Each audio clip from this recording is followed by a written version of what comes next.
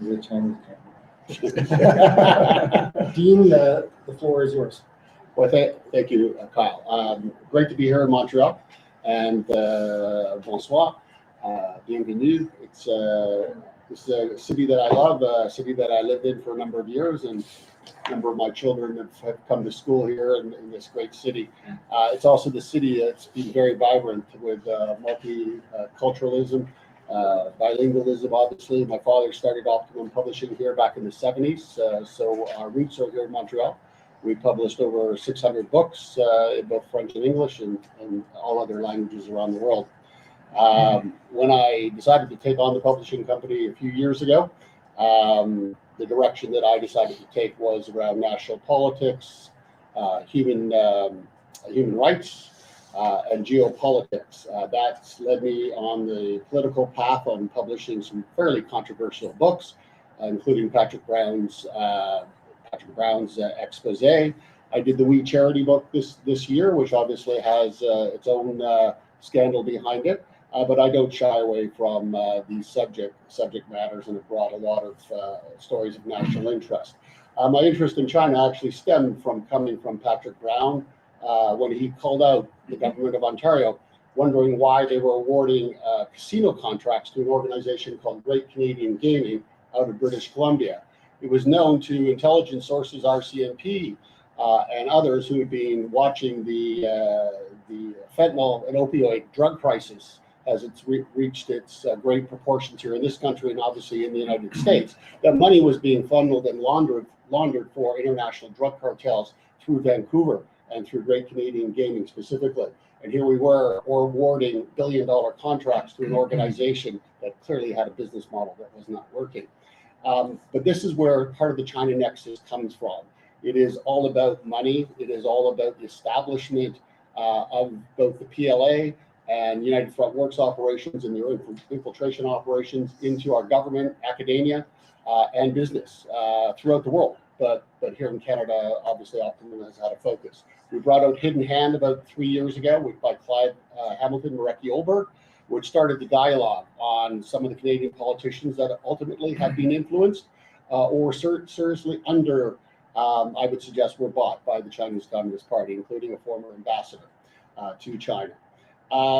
That then led to willful blindness, and willful blindness obviously is the study of transnational organized crime, United Front Works activities in this country, and has sold over 25,000 copies worldwide now. It is a book that ultimately that both the Pentagon, the CIA, the State Department took notice of, and it's when and why you're probably seeing a lot more activity through media, et cetera, to expose the infiltration operations in this country, because it's been a pushback by Five Eyes, not coming out of Canada, because our CSIS is weakened and hamstrung by its mandate. RCMP, which reports into the Prime Minister, seems to have no interest in prosecuting these crimes, although we're seeing movement on that lately. So that brings us to the China Nexus, which is a seminal work, really, that is brought together all of the various groups that have been maligned, where we see genocide, which Nuri will get into a little later on in East Turkestan. Talks about Hong Kongers, the oppression, the beatings, the disappearances.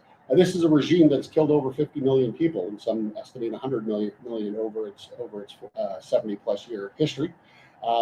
They're at war with us, and we can either accept that and understand what the risks are and how we engage China, or we can back away and watch them run over all of us in the future. I know that sounds very, very stark, very bleak, but it is how the world seems to be coming of age. We look at Ukraine, and we watch how China supported them and now seem to be backing away from that. Before I move it over to Ben, who has taken about a year to write this book and bring his experience of 30 years in China, loving the Chinese people, making great friends, and now trying to defend their human rights and their dignity, throughout the world through the Hong Kong Watch, the organization that he works with. Nuri Turkel is a world famous Uyghur lawyer, the first American Uyghur lawyer. He was appointed by Nancy Pelosi as the chair of the International Commission on U.S. Commission on International Religious Freedoms. So this comes into place. If we have all of our ambitions, our rights, either they be speech or religious rights, crushed by organizations or criminal organizations like CCP, then we cease to exist as a people. We don't have free thought. With that in mind, though, Dolkun Issa, who is the head of the World Uyghur Congress, took time on his way to Sydney to write this brief note that I will just quickly read 2 paragraphs from. Optimum Publishing will also bring his book to North America in April of next year. For anyone who wishes to understand the profound challenges the world is facing from this regime, the China Nexus is a must-read. Benedict Rogers provides a rare account and first-person view on the development of human rights in China over the past decades, and clearly situates this within the broader, rapidly evolving geopolitical context. As an international community is struggling to give shape to its response on the ongoing Uyghur genocide, the extreme repression in Tibet, and the dismantling of the democratic system in Hong Kong, the China Nexus should be read by world leaders, lawmakers, legal experts, and all others with a responsibility and an urgent interest to address these situations. Benedict Rogers' detailed account is an invaluable source of knowledge that will help everybody here to understand the Chinese regime's complex threats to human rights, democracy, freedom, and human dignity. So with that, I will pass it back over to Kyle so we can take it from here. Thank you, Dean. Hello, everyone. My name is Kyle Matthews, Executive Director of the Montreal Institute for Genocide and Human Rights Studies, where you're seated today. Unfortunately, Tasha Brigden is not able to join us, so I will be moderating, not commenting on the subject at hand. But we're really pleased to have you here. We just mentioned Dolkun Issa. We hosted Dolkun Issa here in this room about 4 years ago, and the Chinese Consulate General to Montreal tried to pressure us to shut down our event and actually called the mayor of Montreal and tried to force her to shut down her event. It didn't work, and it won't work, and we're very pleased to be continuing to offer a platform to talk about human rights in China. We're very pleased to have Dean and his publication house here today with our 3 distinguished speakers. I know all 3 of you have met you either from doing events online, from meeting in Washington, or going as far back as the release of a book we did with Romain Dallaire back about 12 years now. So it's been quite some time, but I'm really pleased to have 3 amazing speakers here to talk about the issue. We have, of course, Benedict with his new book, The China Nexus, that's going to be for sale after the discussion. We have Nuri, who has written No Escape about the genocide of the Uyghurs. He's one of the top leading global figures to call out these atrocities. And we have Dominic, who played a major role as an elected official in New Brunswick, who shut down the Confucius Institutes in New Brunswick, as recently the Minister of Education, and a very worthwhile person to follow on Twitter to know what's going on and have a voice on the issue. So with no further ado, we're gonna have allow these 3 speakers to make an opening statement. Then we're gonna have a discussion with you, and I'll moderate that.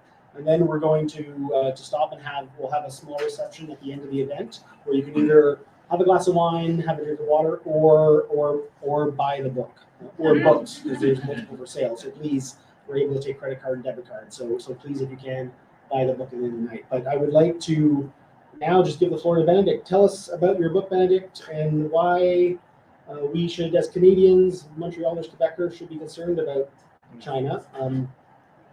The floor is yours. Wonderful. Well, good evening, ladies and gentlemen. It's a really great pleasure and privilege to be here. This is not my first time in Canada, but it is my first time in Montreal, and so I'm particularly pleased to be here and really grateful to Concordia and to Migs for hosting this. Extremely grateful to my publishers, Optimum, and to Dean, not only for taking me on and publishing the book and organizing an amazing tour. We did 2 events in Ottawa, one last night, one this morning. We're going on to Toronto for a number of events, and then Washington, D.C. and New York. And we launched the book in London about a month ago, and also in the European Parliament and the Press Club in Brussels. So quite a tour, but it's great to be here in Montreal. And it's a privilege to share this platform, firstly with my good friend and a hero of mine, Nuri Topel, whose story is told most powerfully and eloquently in his own book, which he will speak about, but it's also told in shorter form in my book.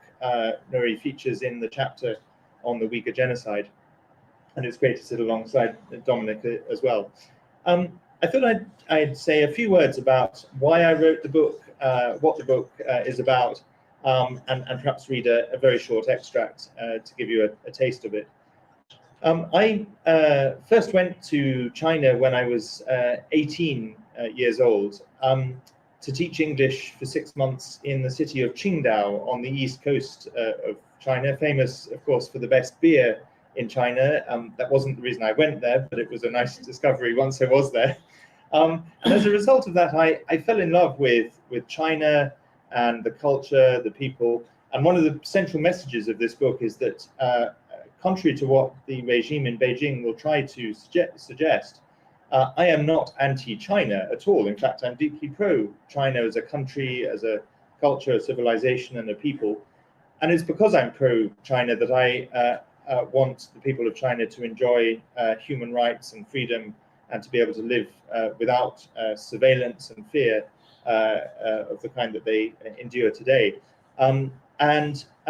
So after the 6 months that I had in Qingdao, I went back a number of times. I then lived in Hong Kong for the first 5 years after the handover from 1997 to 2002, and it's wonderful to see at least one old friend from that period, having not met for some years. And then I traveled extensively in China over the years until the time when I was no longer able to travel, which was in October 2017, when I was denied entry to Hong Kong on the direct orders of Beijing. I believe that I was probably the first, or one of the very first Westerners to be denied entry to Hong Kong. There have been a number of others since me, but I was sort of the early guinea pig, and it became a bit of a diplomatic incident at the time. Someone whose name you probably are still familiar with, Boris Johnson, was our foreign secretary at the time, and he summoned the Chinese ambassador to protest. It was raised in both houses of our parliament. And I always said to the MPs who were raising it at the time, it's great that you are raising it, but don't make it about me. Make it about Hong Kong and about what this says about what is happening to Hong Kong. Now, that was 5 years ago, and so much has happened in Hong Kong since then, and it pales into insignificance by comparison with the tragic total dismantling of Hong Kong's freedoms over the last several years, particularly the last 2.5 since the introduction of the very draconian national security law.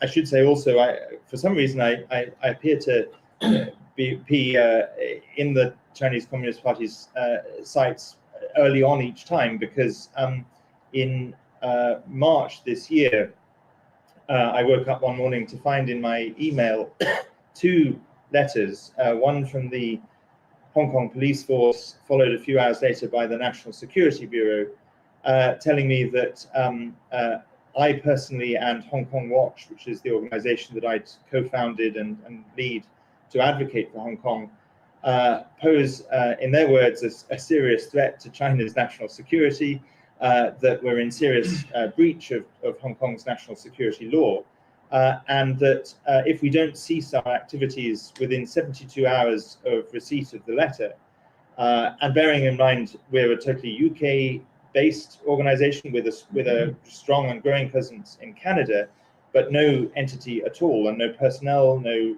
legal presence, no presence at all in Hong Kong. And yet, under the extraterritoriality clause of the national security law, they said we were in breach of that law, and that I could face, if we don't stop our activities, the first letter said 1 to 3 years in prison. The second letter said 3 years to life in prison, which is quite a spectrum. So I'm wondering what they're going to say once they see the book. And so all of these experiences led me over the course of the last year or more to think about writing this book. When I first had the idea, in I guess the summer of 2021, it was a sort of late night, slightly half-baked, slightly crazy idea, where I sketched out a rough outline And because I was thinking I wanted to write a book, and initially I thought there are thousands of books on China. What can I possibly add of any value that hasn't already been said? But the more I thought about it, the more I realized that although there are many excellent books on China, there are very few indeed, if any, that put all the pieces of the human rights situation together. There are great books on the Uyghur situation. There are great books on Hong Kong, on Tibet, on other aspects of China, but very few that really put them all together. So I sketched out this late night email, and I had the privilege of knowing Dean. We collaborated on a number of other initiatives. And so I sent it to Dean and just said, do you think there's anything to this idea? And I went to sleep and I woke up the next morning to find a one-line reply from Dean, "I'll do it." And I thought, oh, well, then that means I've really got to do it. So I set about writing the book. I drew, first of all, on my own personal experiences. The first two chapters are the most personal parts of the book. And it's not intended to be a personal memoir. It's very much about the issues, about the people who are suffering under this regime. But I wanted to establish that personal connection to make that message clear that I'm pro-China, not anti-China as a country. And so the first chapter draws on my experiences in Qingdao. The second chapter draws on my time in Hong Kong after the handover.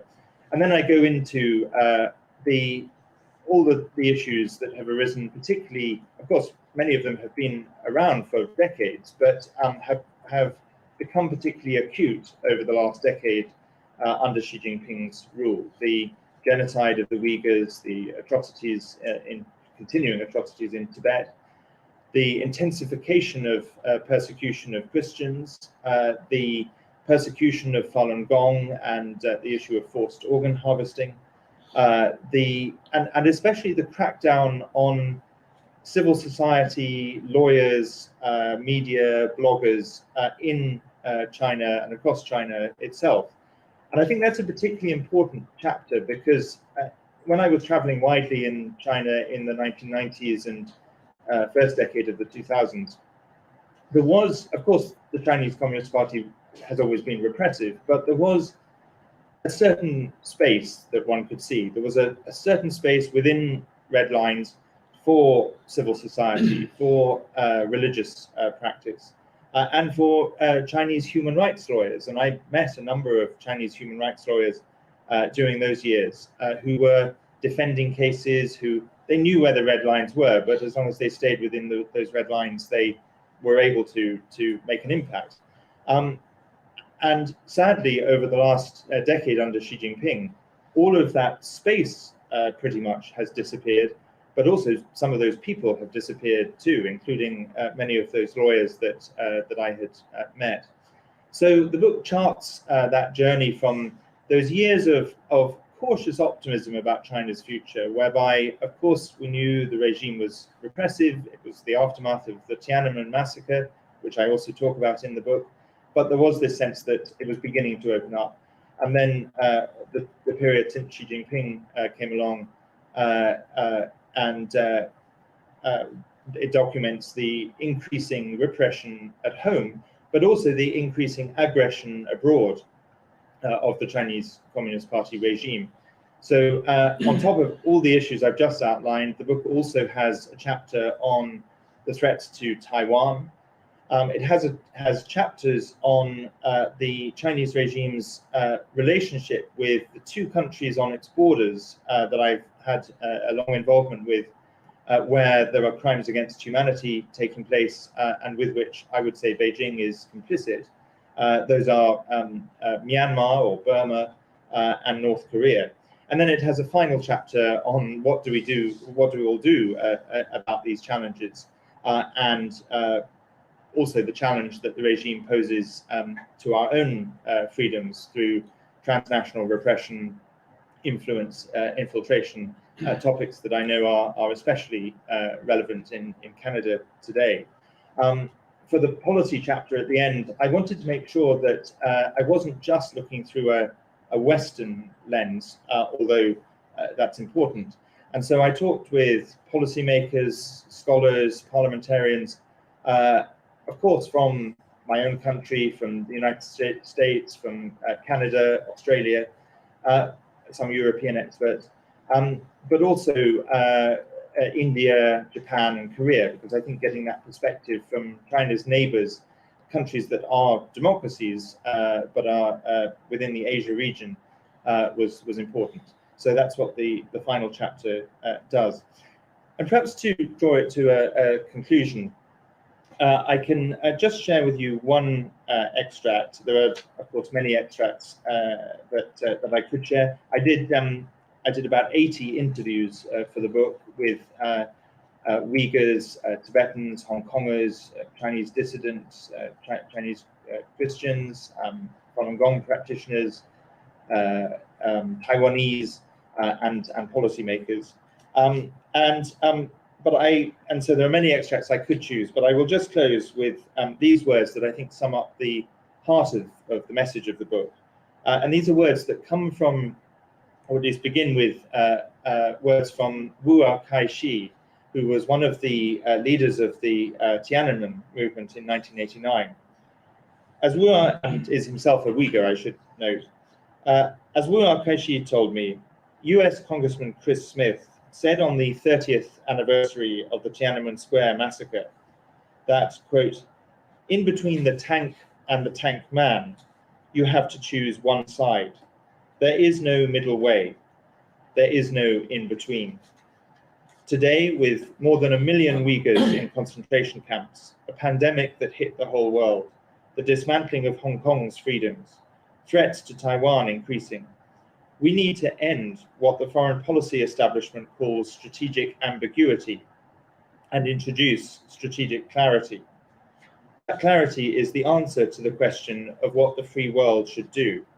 Stand clear and tell Beijing that there is a red line.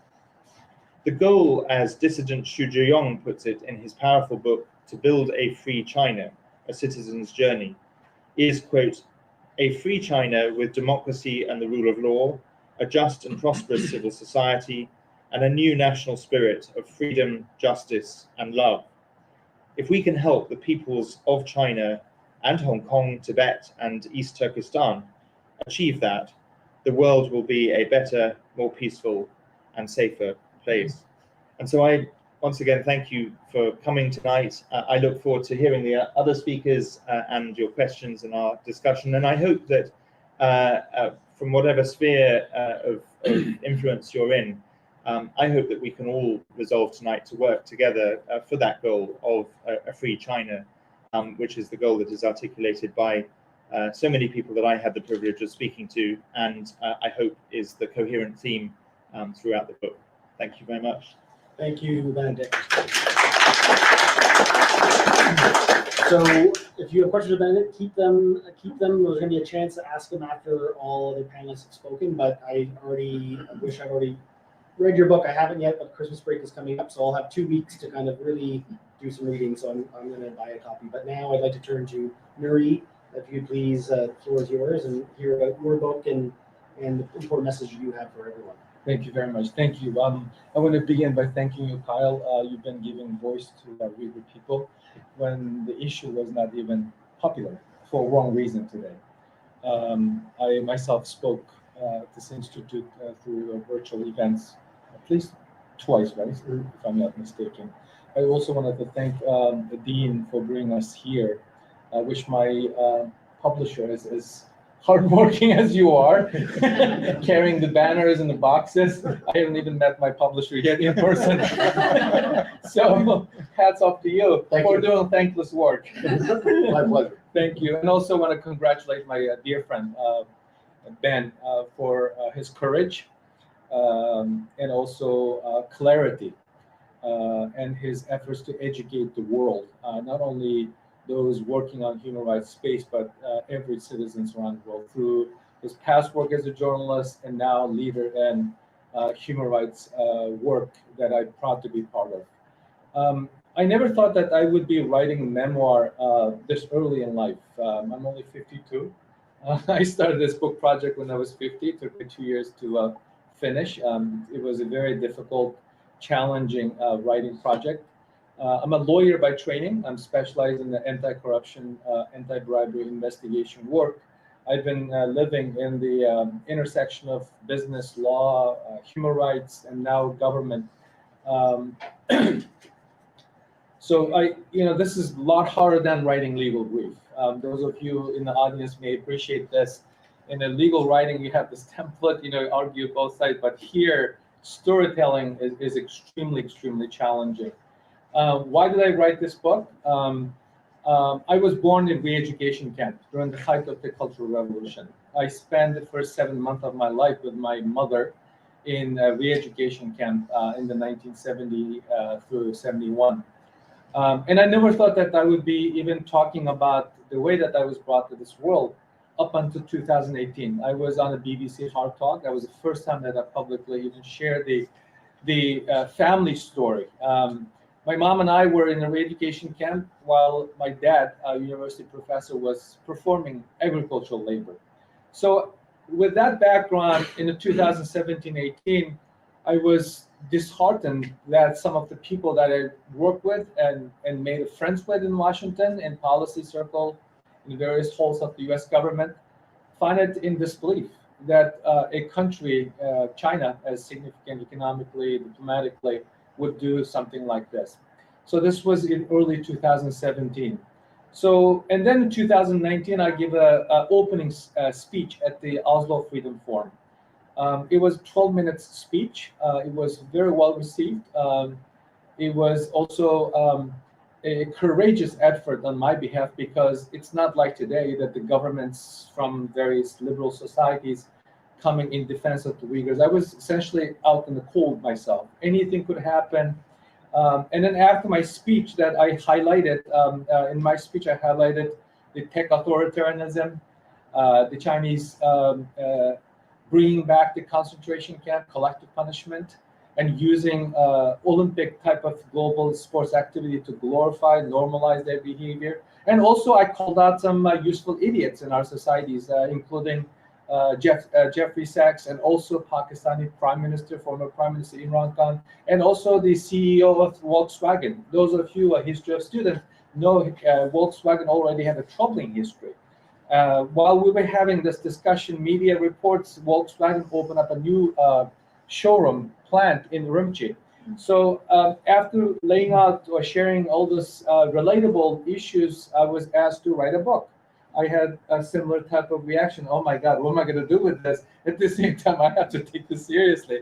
So, and then during the pandemic, I was able to save those 1 hour commuting time every day to write this at late at night. I have thanked my small children in acknowledgement part, essentially saying that when you grow up reading this book, you would know why your dad is missing at night and the weekends with you in the playground.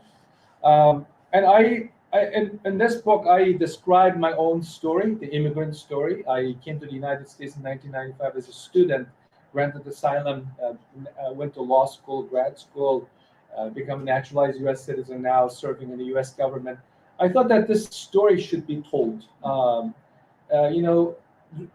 In the early parts of 2017, there was a very anti-immigrant, there's a governmental anti-immigrant sentiment coming out of Washington. It was very disturbing. So, and also thousands of Uyghurs around the world, including those my Uyghur friends here, have been disconnected from their family members. And I feel that I owe to the community, owe to my fellow Americans to tell story. I believe in the power of storytelling. So what I did was to talk to policy experts like Ben did for his book. I spent enormous amount of time talking to average Uyghurs, mothers and fathers whose children have disappeared into the camps. I talked to the camp survivors who were subject to sexual violence. I talked to the female camp survivors who were subject to forced sterilization. I documented all of their stories. And then I also studied the cultural erasure. Former late Washington Post columnist Fred Hyatt likened what's happening to the Uyghurs as everyday crystal meth for the Uyghurs in China. So I spent I have a chapter on China's cultural delete of Uyghur culture. And also, as a lawyer, I thought that I should talk about China's reinvention of genocide. Even to this day, decent amount of people still debating whether or not this is a genocide. That should not be an ongoing discussion. Two successive United States government, Trump administration, Biden administration, call it genocide. 9 countries, parliaments plus European Union call it genocide. So it should be it. So using this book, I also describe why this is a genocide. What are the commonalities between Hitler's concentration camps and the Chinese Xi Jinping's concentration camps? And also, I ended the book, as Ben alluded earlier, talking about the policy accomplishments. You know, the human rights always treated as some sort of a secondary, third tier issue in our policy, foreign policy making process. It does not get to the main talking points. But the United States government, for its credit, have done remarkable things, passing laws, imposing global Magnitsky sanctions. We're talking about the entire police department in the Uyghur homeland have been entity listed. There's no single Chinese high-tech company that has not been entity listed by Commerce Department due to their complicity in the ongoing genocide. So I ended the book with a high note, describing all of the accomplishments, which set the stage that if Ottawa tried to do something similar, if London tried to do something similar, if Paris, the sky does not fall on them. It is a moral thing to do. It's the right thing to do. If you don't prevent it, we're sitting in an institute that studies genocide prevention. What is the point of calling it genocide or having an academic discussion if we failed to detect the early warning signs to take action? This is exactly what happened to the Uyghur people. Uyghur people paid an enormous price to wake up the international community. At Uyghur people's sacrifice, Hong Kongers' sacrifice, if the world has not decide not to take an action, then we should be accountable for the future. And you know, I have 2 small kids. I don't want my kids to go through what I've gone through. My parents have 9 grandchildren. I lost my father about 6 months ago, right before my book was published, and I haven't seen my mother since 2004. It's very, very painful. The family time that the Chinese took away from us never can be returned. In my life since 1995, I had only been able to spend 11 months with my parents. That is not normal. And I know a handful of Uyghur Americans and a handful of European Uyghurs, even in this country, have not been able to stay in contact with their parents. So if taking on China is difficult, I think the governments around the world in liberal democracies look at the mirror, especially those policymakers, to see, am I doing my job to protect my own citizens? Am I doing my job to protect our sovereignty, freedom? So those are the questions that everyone should be talked about. In my book, I started with some stories. You know, when you mentioned the numbers, 1 million, 3 million people think that, oh, that's just a statistic. They're not statistics, they're real people. And the way that they rounded up, as I described in the introduction of the book, it was all computer. It's algorithm.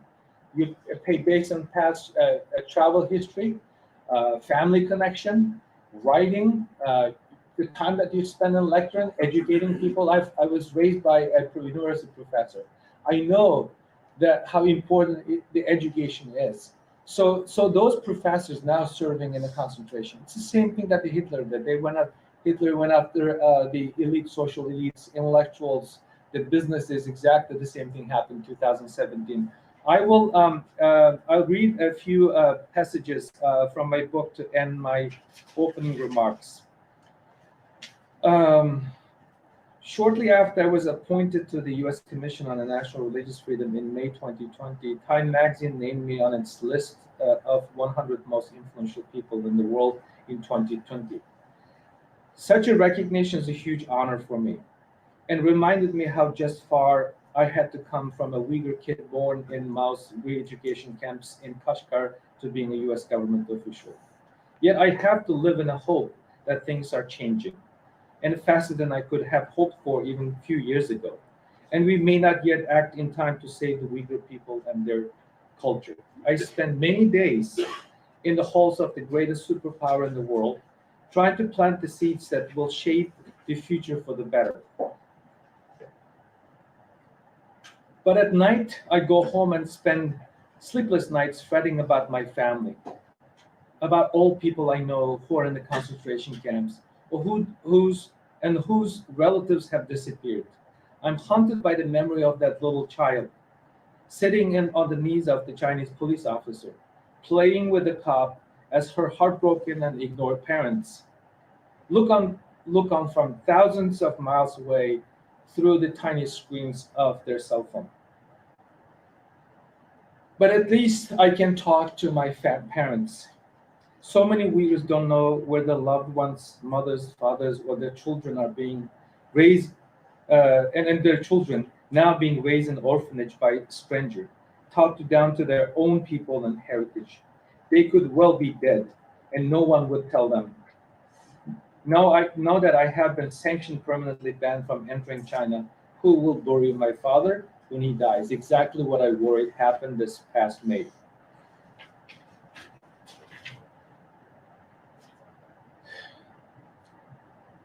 Will what we have done be enough? Is it a good start? That is for sure, and there's much more the world can do, starting with pressuring China to allow more access to East Turkestan by governmental entities, reporters, researchers, and investigators. Can it save my elderly parents in time? I don't know, but I have learned this.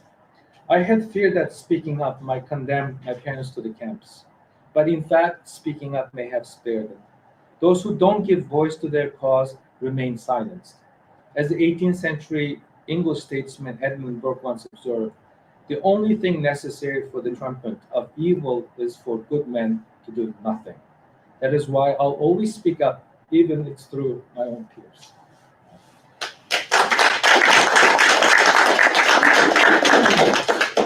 Mary, thank you for sharing your story. It's a difficult one, and for being a leader on this issue. I think people need to hear these personal stories to understand that, as you said, they're not statistics, they're people with family members that are hurting, and we need to do more as a society. I know Canada, the Parliament has recognized the genocide, but there are many things our government could be doing more, including sanctioning some of the tech companies that are trying to do business here, that are directly responsible for persecution and surveillance of Uyghurs. So we carry that message, and we work to carry that to Canadian politicians and decision makers. I would now like to turn to Dominic Hardy, Canadian politician, member of the Legislative Assembly in New Brunswick. Dominic, great to hear your thoughts on what was said, and also your wider views on China, because I know as a former Minister of Education, you took some strong action on this case. Thanks, Kyle, and it's an honor to be on the same panel with Ben. And Dean, thank you for your leadership in getting these voices out to the world as well. And also just to embarrass Mr. Kotler, but having Aaron Kotler come into the room anytime you're in a panel is something I certainly won't ever forget. Thank you for being the light, for shining a light of Canadian values and freedom over your time in public service.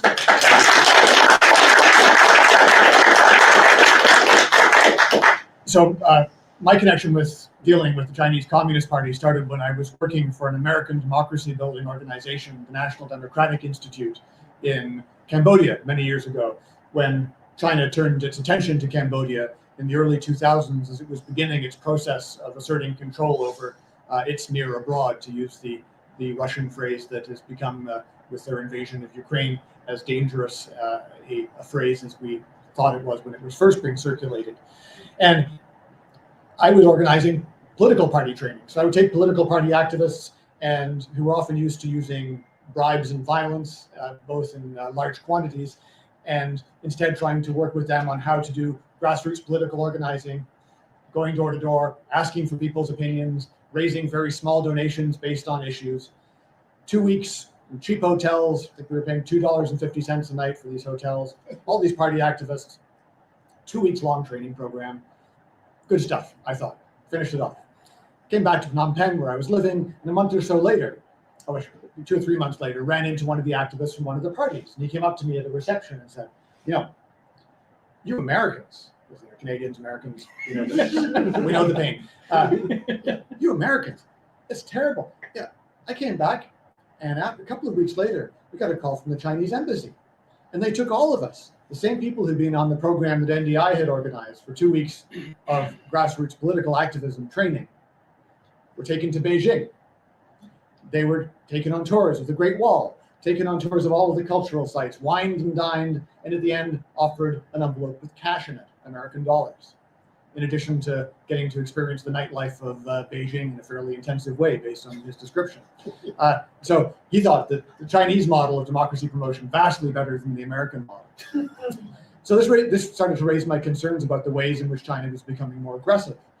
A few years later, I was in Nepal before and just after the revolution in mid-2005. I was there from 2005 to 8. And again, a country where suddenly China appeared, going from a strong presence, absolutely, but to one that in the space of about a year and a half became economically dominant, able to assert control over government policies that they had never previously expressed any interest in, gaining control over road building contracts and other aspects of Nepal's infrastructure. All of this in a period of time that in Canada we wouldn't even have struck the first committee to discuss the potential bill. They managed to move Nepal firmly into Beijing's orbit. I wrote at that point about the engagement of China and how inappropriate it was and the ways in which they were using both threats and coercion. Coupling attacks on the Tibetan minority, of course, had a strong place in Kathmandu at that point, now vastly weakened because of China's aggression. And that put me on a Chinese blacklist, which I was proud to be on, I believe still am, certainly not going to test it. And it was actually the dealing with Chinese expansionism that drove me to move back to Canada and get involved in politics in my home province, recognizing the threats that totalitarian governments pose and the weakness of our democracies. And I never really imagined that I would end up about 10 years later as my province's education minister, reviewing the information about the Chinese Communist Party's Confucius Institutes operating throughout New Brunswick's public education system, with Chinese Communist Party members working as civil servants paid by China in the New Brunswick government, with access to New Brunswick government files and information, setting curriculum, including influencing social studies and political science curriculums.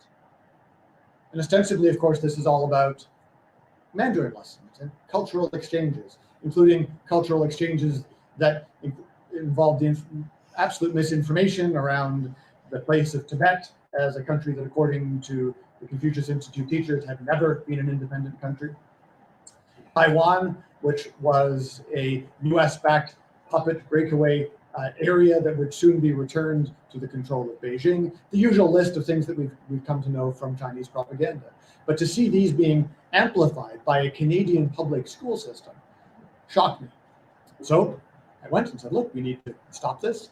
Got some baffled looks from the people around the table, the cabinet table, saying, isn't this just kind of, this is nice. We need to, New Brunswick's a small province. We need to build ties with the world. And China's very, very big. Are they going to be annoyed by this? And said, well, I think this is unacceptable for the following reasons. Gave some presentations, actually had people in from CSIS to give a presentation to cabinet about the risks that China posed to New Brunswick. Got agreement that we were going to cancel the contract.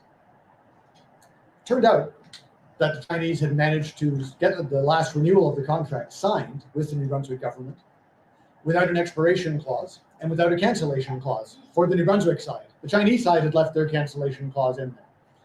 So we were left with a difficult position there, but I persisted. This was now starting to get some media attention. And you mentioned our friends from the Chinese consul here in Montreal. Any of you in the room who've got any exposure to diplomatic norms would know how utterly acceptable it would be for a Chinese diplomat or the diplomat of any foreign state to turn up in the office of a cabinet minister unannounced and to dictate terms about the education system. And that's what the Chinese vice consul did. He sat in my office for 2 hours, and after the offers of, you misunderstand us, Mr. Carty, you should come to Beijing. We will show you how this is, you maybe not having a clear understanding. We'll take you to Qingdao. We'll show you how your perceptions are not accurate. And I then went through the same story I've shared here today about how I was quite confident I wasn't allowed in, and that if I was, I didn't want to go. And the conversation started to turn quite quickly to threats. Despite this having nothing to do with Chinese state interests. The vice consul was only there to express his deep concern about the future of New Brunswick students and their educational opportunities. Suddenly, he mentions a very precise dollar figure, of New Brunswick lobster exports to China. And it was like the Monty Python sketch with the mafia don sitting, he's like, hey, you got a nice army base here, officer. It'd be a shame if anyone was to set fire to it. And it was literally along those lines as he slowly ramped up the rhetoric, making it very clear that there would be efforts to impose broad economic consequences on the New Brunswick economy, then proceeded to threaten New Brunswickers directly who lived and worked in China, talked about how it would be very sad if their safety was undermined by arrogant politicians in another country who were misrepresenting the great country of China. The Chinese contract with the New Brunswick government ended in August 13th of this year, and it is one of my proudest accomplishments in 4 years as New Brunswick's education minister. This means nothing in the broader fight which we are currently engaged in. As I believe Dean started off by saying, we are, whether we like it or not, in a war with China. President Xi has said this openly. The policy documents of the Chinese Communist Party have talked about the long struggle against democracy and the fight to entrench the Chinese system. Chinese critics have talked about how, I believe it was the political leader of Tibet who said that either China will change the world or the world will change China. He was being optimistic and saying that he believed that the world could change China. But let's be under no illusions that the goal here is for China to change the world. And the way in which they're going to do that is going to involve all of the tools that have been used to repress the people of China for decades. And unless we come to a realization in the democracies of the consequences of our continued inaction through tolerance of trade deals with China, through continuing to buy Chinese products, by failing as a national government in Canada to set up a plan to decouple our economy as quickly as we can, not out of any vengeance against China, although I think acting against a government that's behaved as poorly as theirs is entirely appropriate, but because China is already moving in that direction to decouple their economy from the Western democracies, recognizing, I think in particular, as a result of the war between Russia and Ukraine, that the West can be more united, is still strong, is still capable of innovation and of success, and that the values which we all hold dear are values which can still prevail both on the battlegrounds and also in the boardrooms around the world. So China is going to decouple from us. We should not, as part of a well-meaning effort and sentiment from the Western democracies, persist in believing that because China is a country different from ours, a culture different from ours and far away, that our ideas about the evils of racism that are entirely appropriate, that we should not believe that other peoples are capable of racism, that other peoples are capable of genocide.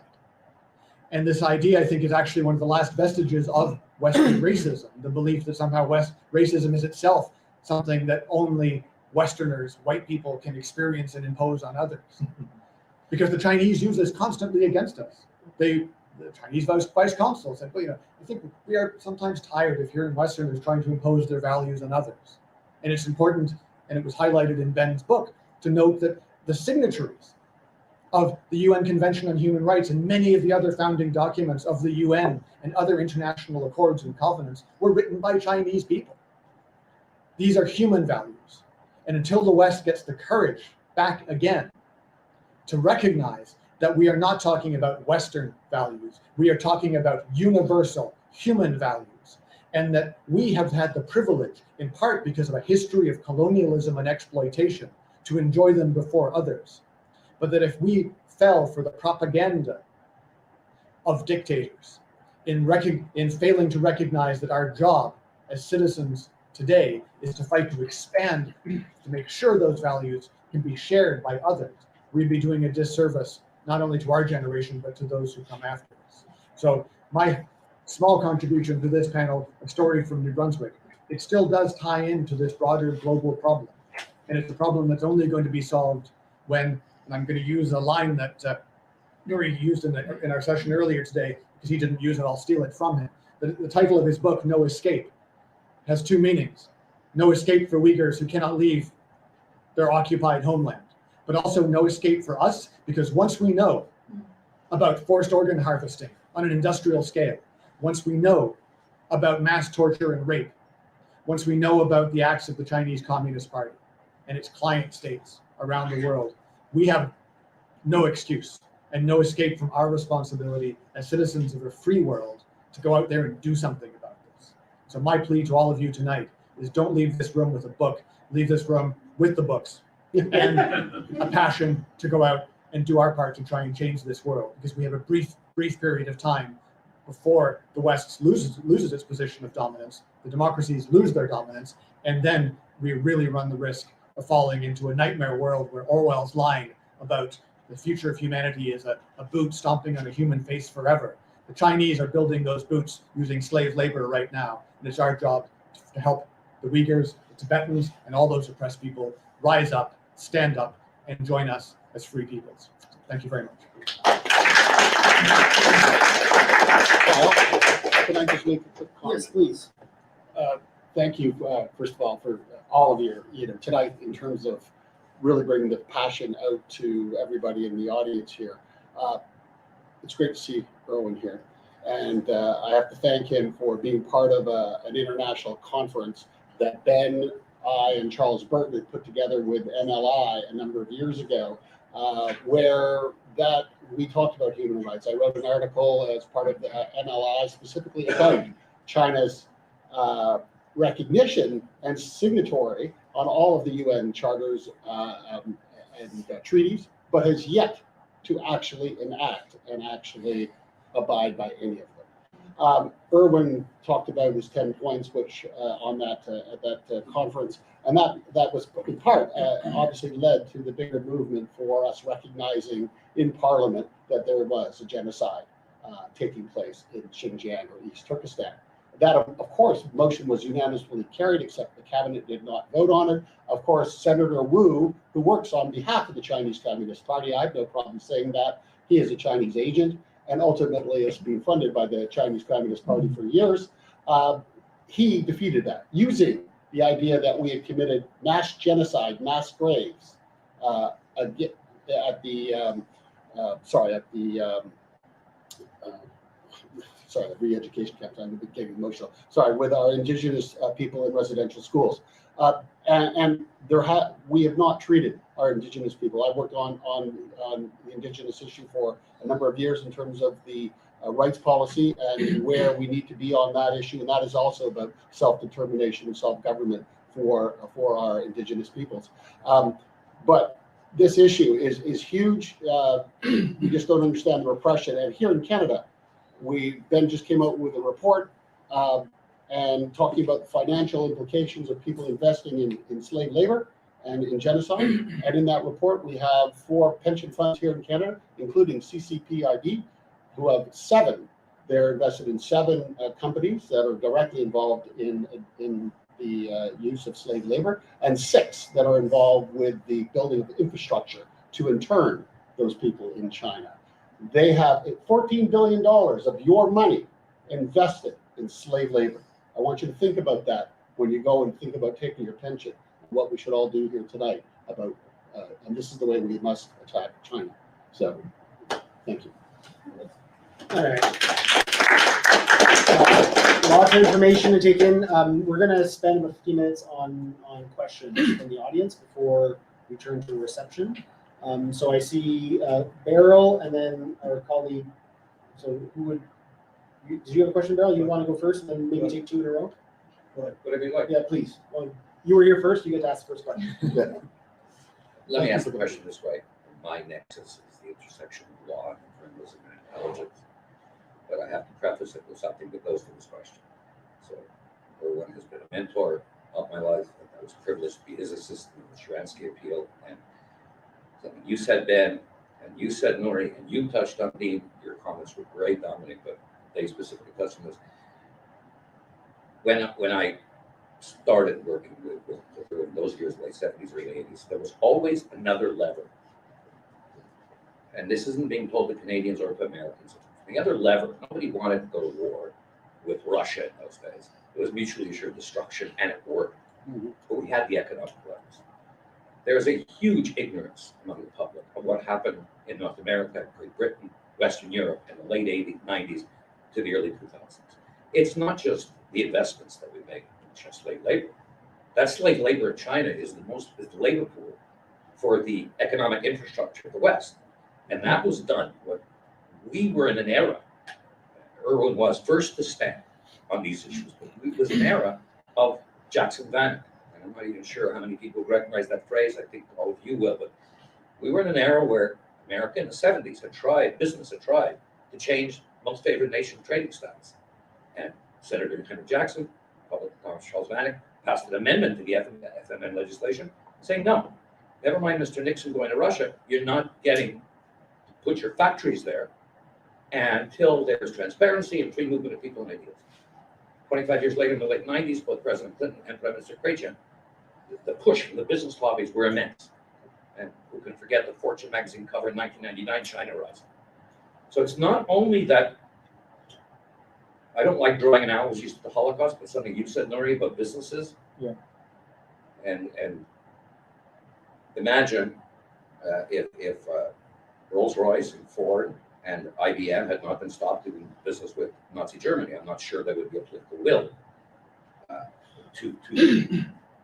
to confront Nazi Germany.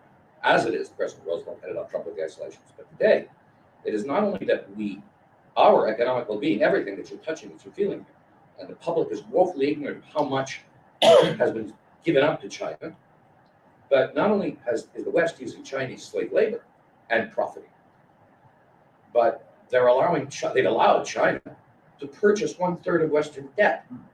So the question I ask at intelligence conferences is the following, and nobody has ever gotten to give me a scenario.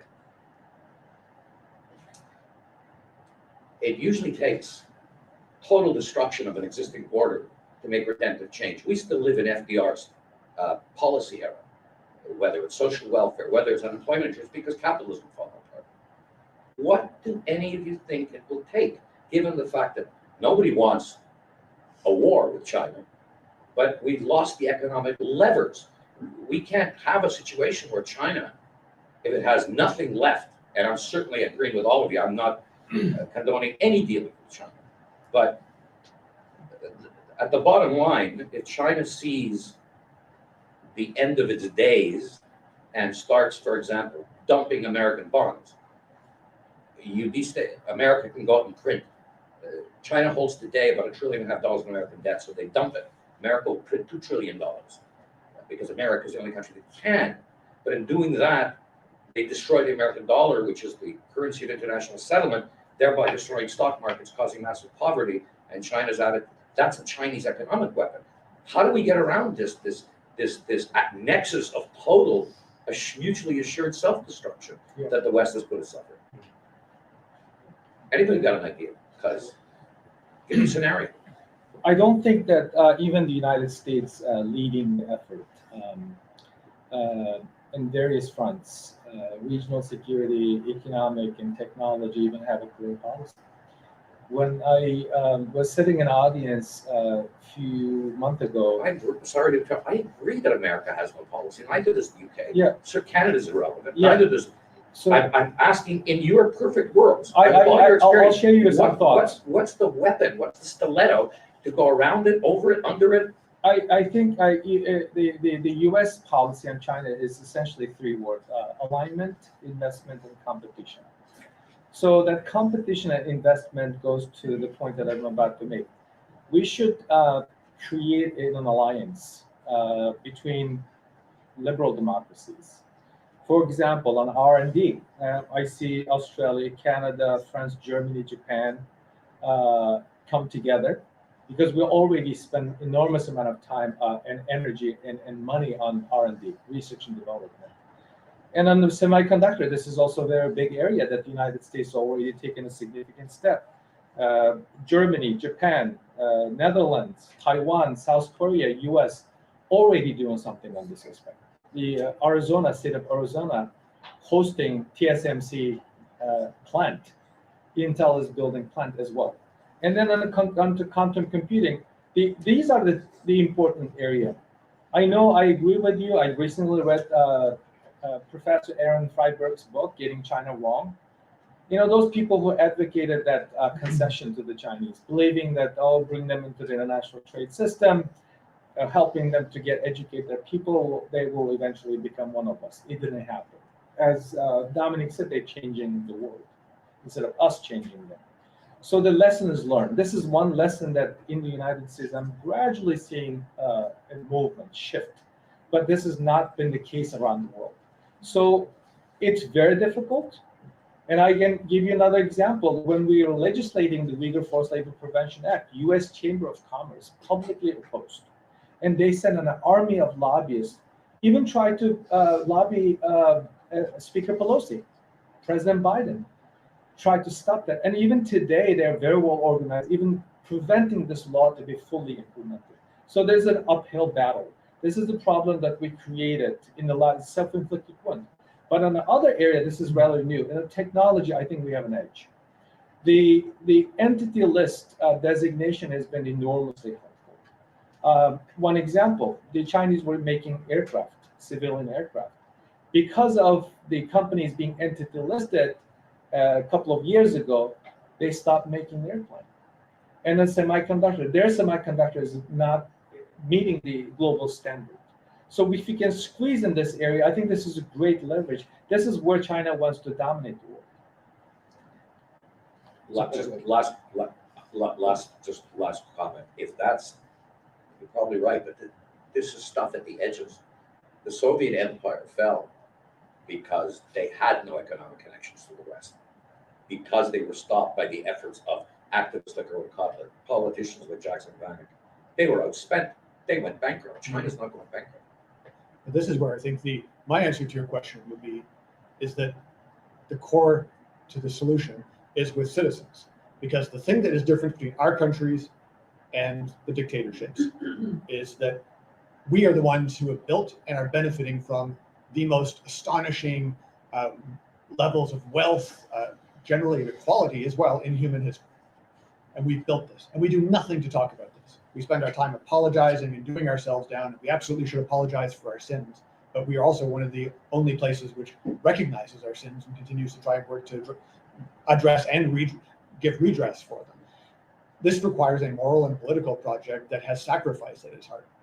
And that's something no one wants to talk about. But unless we start talking about that, and unless we get comfortable with the idea that we're going to have to give something up, which sounds crazy right now, but I would again give Ukraine as a good example, where right now the Ukrainians, there's a fantastic video with a guy in liberated Kherson going, we have no lights, we have no internet, we have no heat, we have no food, but we have no Russians.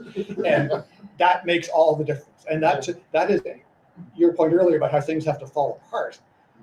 Things are falling apart. We are slightly behind the curve here in Canada right now, but the US, which we've relied on protection for our entire time as a country, apart from the time when they invaded us, they're going through a period of unprecedented instability. And we've seen with the carousel of British prime ministers in the last couple of months that we have the Western democracies are in a moment of incredible weakness, but we need domestic political forces that start by standing up and saying what these gentlemen are saying, that this is wrong, these people are evil, we have absolutely committed evil ourselves, but we have the capacity for redemptive change. So and we need a politics of almost redemptive there. change. So there's almost a scenario, I'll just close on this comment. You're almost there. You said sacrifice. Is not the only political will that the West could demonstrate is for political leaders to say to their populations, we're going to confront China. We're going to draw back economically on our profiteering from China. That's going to mean we're not going to go to war, but that's going to mean that your standards of living have got to drop, and you have to give us a mandate to do it for moral republic. Because if you don't, one more anecdote to that. We already created. Any politicians we already ask created. Not do what you do. Ask not what your country can do for you. Ask what you can do for your country. We already created an environment for the businesses where the legal risk, reputational risk, and consumer risk. This country has witnessed back in February, along with NBC, CBC's viewership dropped significantly. We're talking about 50% drop as a result of campaigning not to watch the Genocide Olympics. So consumer activism can help, in addition to the government's putting a legislative mandate to make it impossible for the investors and companies to go business as usual. So there's another question here. I'm going to say is that we're almost nearing the end. We'll have a reception where you can ask your questions as much as you'd like. So it's not over. I'm going to ask our colleague here to pose his question. Thank you, and Vivian Montreal. On behalf of the victimized community, I would like to extend our gratitude for coming and sharing your thoughts. I'd like to keep it brief. Our Canadian Parliament was the first legislative body in the world to recognize ecological genocide, February 2021. Yet since that time, CPP, Canadian Pension Plans, investments into China increased many times. Importation from China of products stated by slave labor force has increased multiple times. Putting aside morality, what would be your message? How can civil society dissuade business circles, practicing this, like continuing this malpractice? This is my question. Second question, I think it's a high time for the Canadian public, to get educated about Uyghur genocide. Would you be helpful introduce Uyghur genocide curriculum in the Canadian textbooks? I mean, it's a more specific question. Maybe I would like to talk to you about it later. And lastly, but not least, I have heard on multiple occasions this evening referring to Xi as a president, President Xi. I think it's a misleading to refer to him as president because, first of all, he does not see himself as a president. It's misleading to Western public. He should be referred what he is as a chairman. He's a chairman of Xi. So maybe that's what I would conclude here. And thank you for your answering in advance.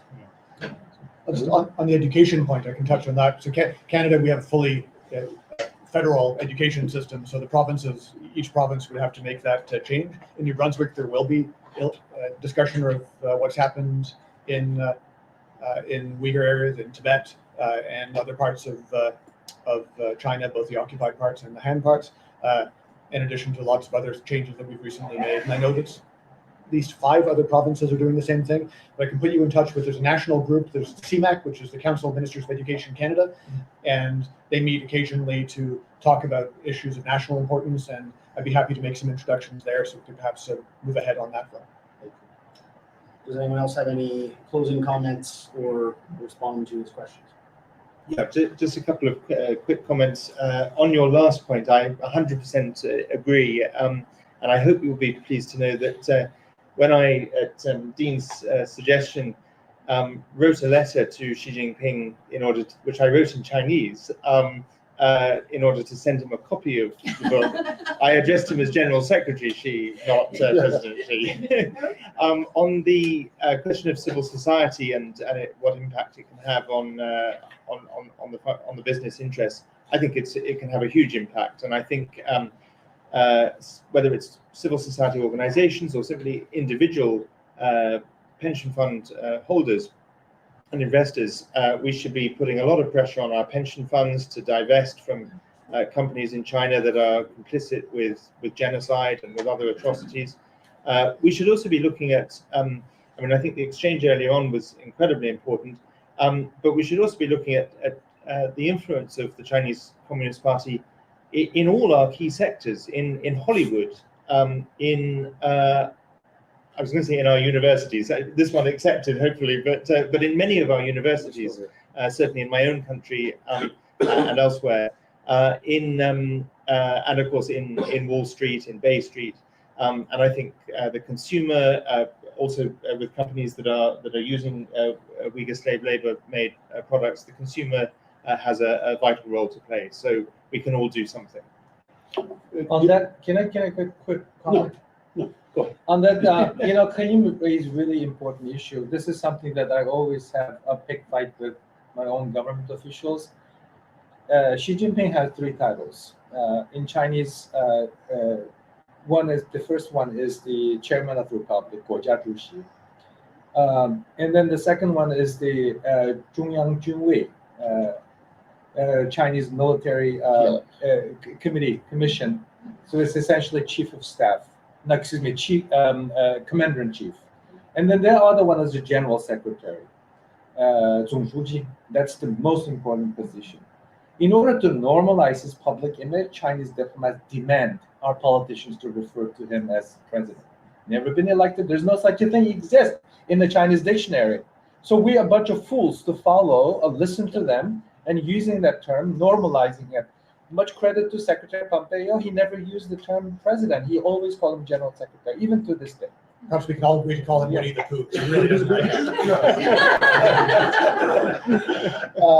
And quickly, I just wanted one thing also with our campaign. We also then wrote a letter to Rishi Sunak from the British Prime Minister, and of course, to keep with our same tour, we wrote a letter to Justin Trudeau yesterday and delivered that to him.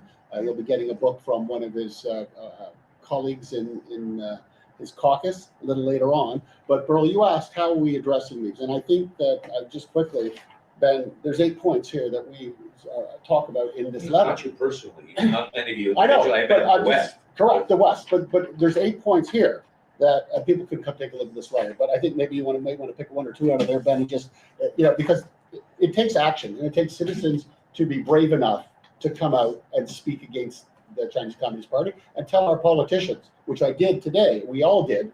We did our House of Commons presentation today and told them that they have to get up and be active and challenge this government and challenge themselves within their own government to come down on China. Yeah. CCP. Well, I think I would just say, I won't go through all 8. Yeah. I'll just highlight a couple. I would say that, and this is particularly relevant in light of your Prime Minister's remarks a week or so ago, where he would not recognize the Uyghur situation as a genocide. I would say to him, he should look at the judgment of the Uyghur Tribunal. He should look at the determination of both the previous and the current US Secretary of State.